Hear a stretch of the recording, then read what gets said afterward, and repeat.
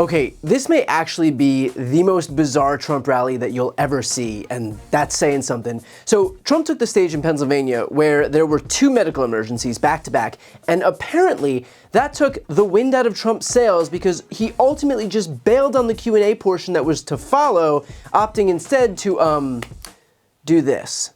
Go and vote. Let me hear that music, please. Everyone, let's thank President Trump. Nice and loud. God bless you.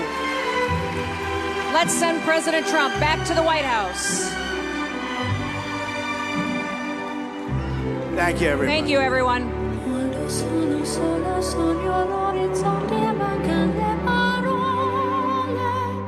Sì, lo so che non c'è luce in una stanza quando manca il sole.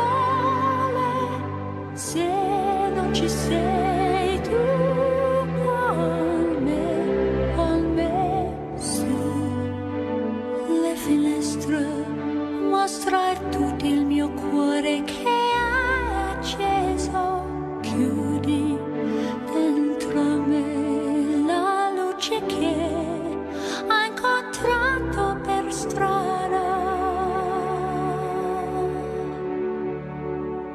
Time to say Hallelujah, hallelujah, hallelujah.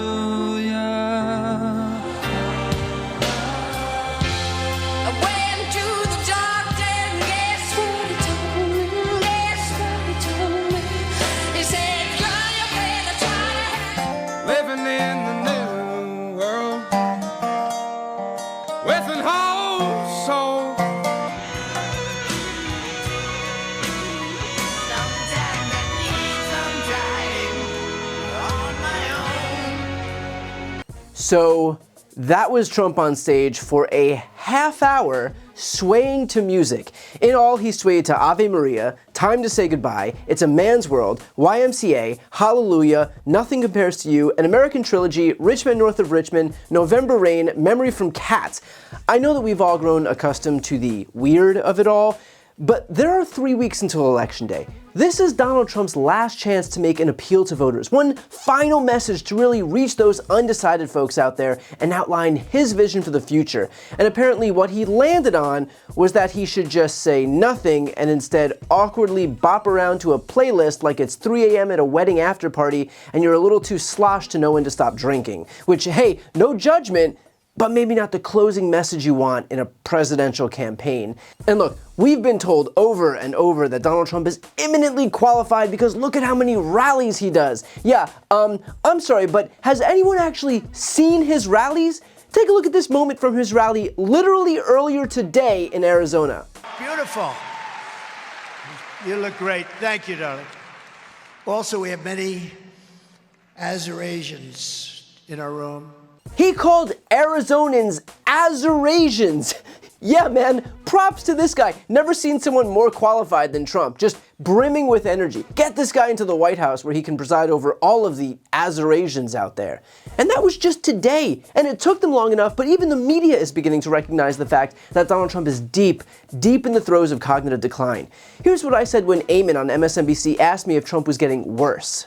To make sense of whether he's getting worse, when this was also the guy who claimed that Barack Obama was still the president, who claims that World War II hasn't happened yet, that Jeb Bush got us involved in the war in the Middle East, that Viktor Orban was the president of Turkey, Nikki Haley was in charge of the Capitol on January 6th, that Hannibal Lecter is a great American. He talks about sharks and magnets and windmills and flushing toilets. I mean, this is who he's always been.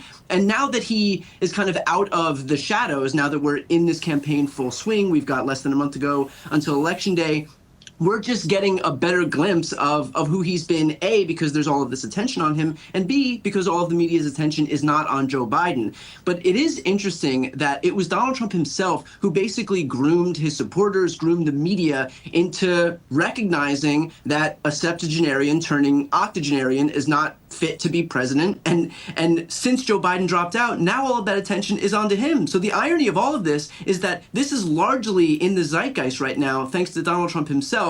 Only, I mean, don't throw stones when you're living in a glass house, and that house doesn't get more delicate, more fragile than the one that Donald Trump is living in right now. So yeah, Hard to get worse when he didn't exactly begin from a place of sheer brilliance. And the craziest part of all of this is that Kamala Harris is not only cogent, which, judging from her opponent's rallies, is a good start, but extraordinarily clear-eyed about the threats facing us right now. In fact, she used Trump's own words at her rally to relay the threat that he poses. And so after all these years, we know who Donald Trump is. He is someone who will stop at nothing to claim power for himself.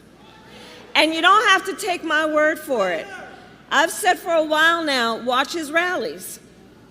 Listen to his words. He tells us who he is. And he tells us what he would do if he is elected president.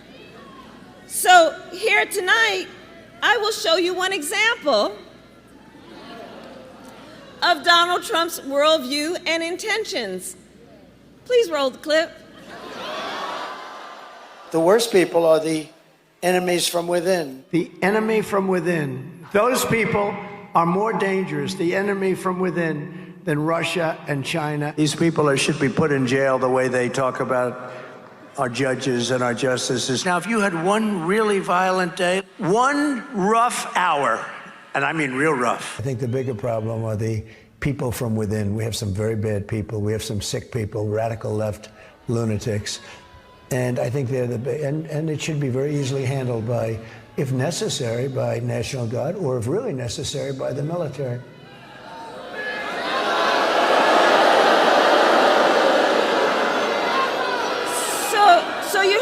So you heard his words. You heard his words coming from him. He's talking about the enemy within Pennsylvania.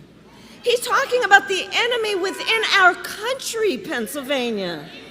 He's talking about that he considers anyone who doesn't support him or who will not bend to his will an enemy of our country.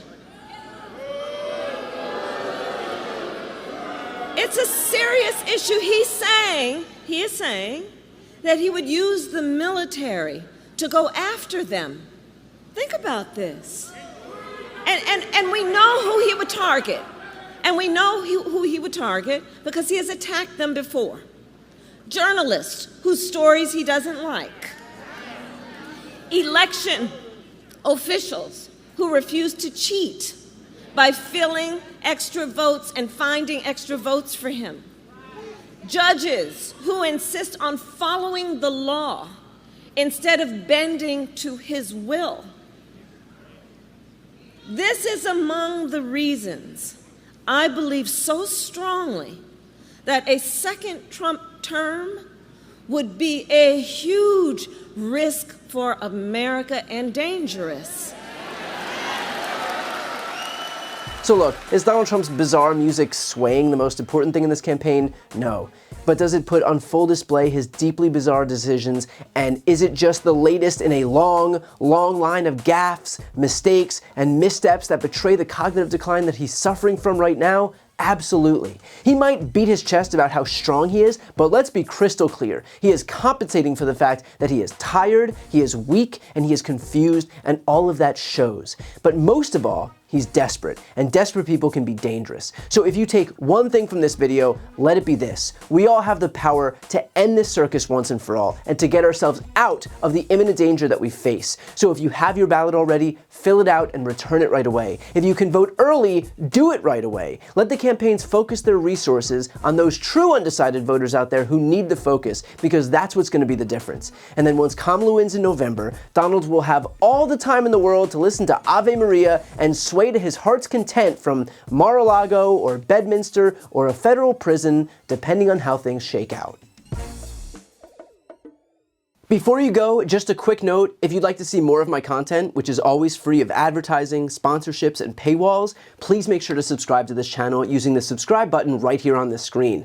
And if you'd like to support my work even further, you can grab a copy of my instant #1 New York Times selling book, Shameless, available for sale right now. That link is also on the screen. Thanks so much for watching.